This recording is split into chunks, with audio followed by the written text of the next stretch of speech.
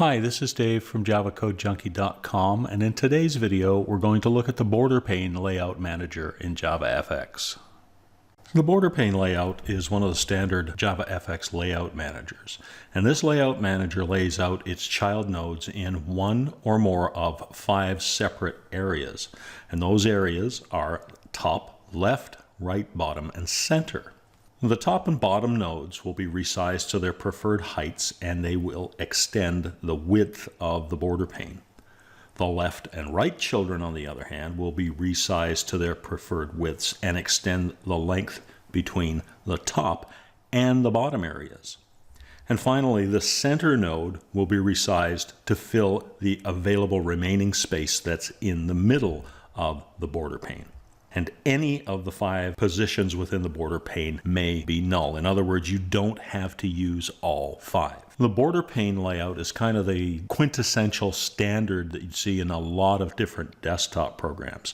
And if you look at Eclipse and the layout that we have here and compare that to the border layout, you'll see that it's very similar. At the top, we have a menu and a toolbar. Now, those can be put into the border pane top area. On the left, we have the Package Explorer, and that is a tree view of all of our projects. And that would be similar to our left area of the border pane. On the right-hand side, we have a task list and an outline, and those could be in the right-hand side of the border pane. Down at the bottom, we have a status bar, and that could go in the bottom of the border pane.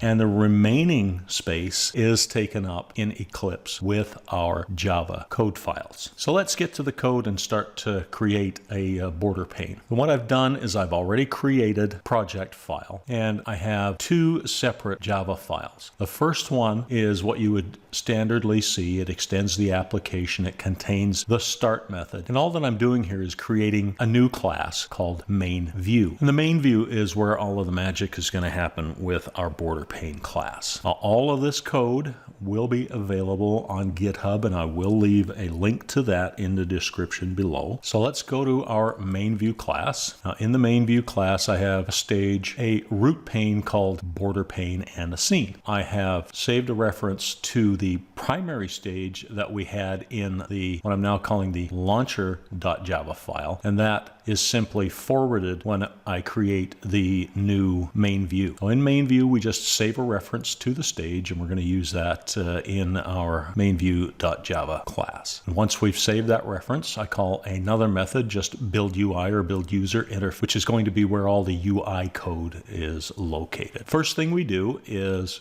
we'll create a new border pane and assign that to our root instance variable. Again, the rest of it is just standard. We'll create a new scene assigning the root pane and some other things like a style sheet that I'm going to use later on in this episode just to show you. It helps to differentiate some of the areas when I use colors. And we're going to set the title, set the scene to the scene, and we'll set the minimum width and height of the stage, which is a little different than we normally do. We'll normally either set the width and height of the scene, or we'll not set the height at width, and we'll let the preferred width and height of the scene dictate the size of our stage. So to demonstrate the border pane, what I'm going to do is simply create 5 buttons and assign 1 button to each area of our border pane. And since I'm going to be changing some other parameters related to the button, instead of doing everything 5 times, what I'm going to do is just write a little method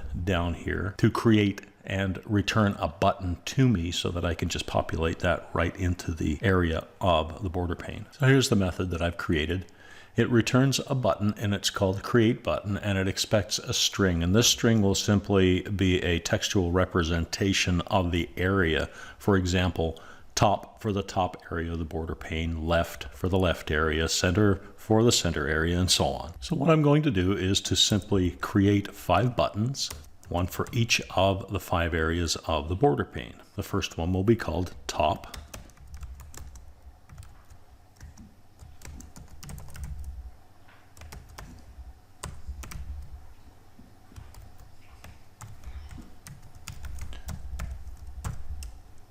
And the remaining 4 will follow the same pattern.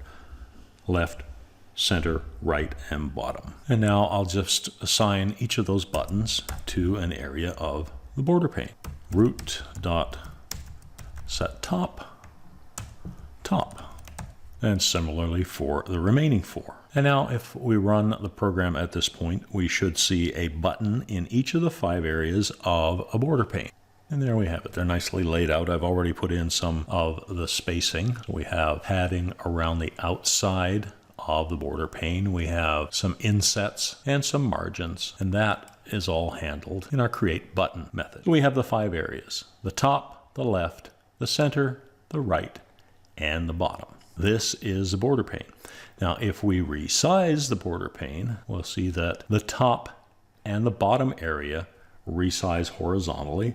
The left and the right areas both resize vertically, and the center claims any of the unused space that happens to be in the middle.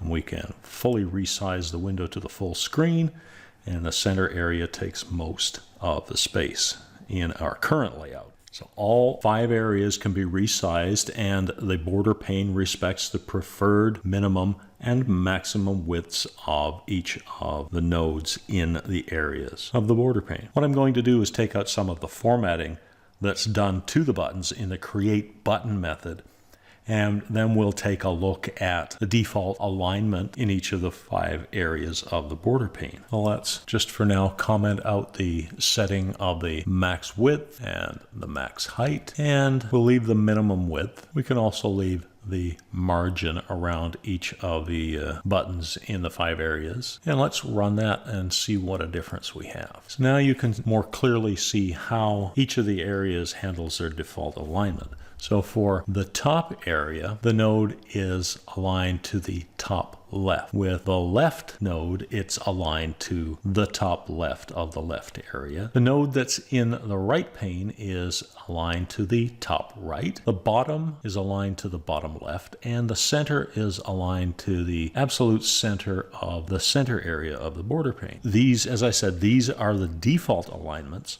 We can change any and all of those as we wish. And to change the alignment, we simply use another static method on the border pane class.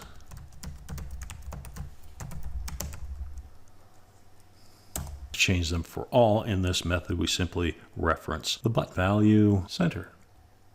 Now, if we run that, we will see that the buttons are all centered within their respective areas. If we resize, they maintain their positions. So in this video, we've learned about the 5 different areas of a border pane, but we've only put a single button in each of the areas. And for an application, it's not really all that useful. So I think I'm going to do another video where we're going to examine the border pane in a little more depth, and we'll create something such as the graphic that's currently on your screen, something where we're going to create separate components for things like a menu bar, a toolbar, a status bar, and we'll assemble those into a user interface using the border pane layout. So I hope you join me for that one next time. If you found this video to be useful, please hit the like button, and don't forget to subscribe and hit the bell to be notified when I release new videos. I really appreciate you spending some of your time with me today, and I hope to see you in the next video. Until then, take care and keep on coding.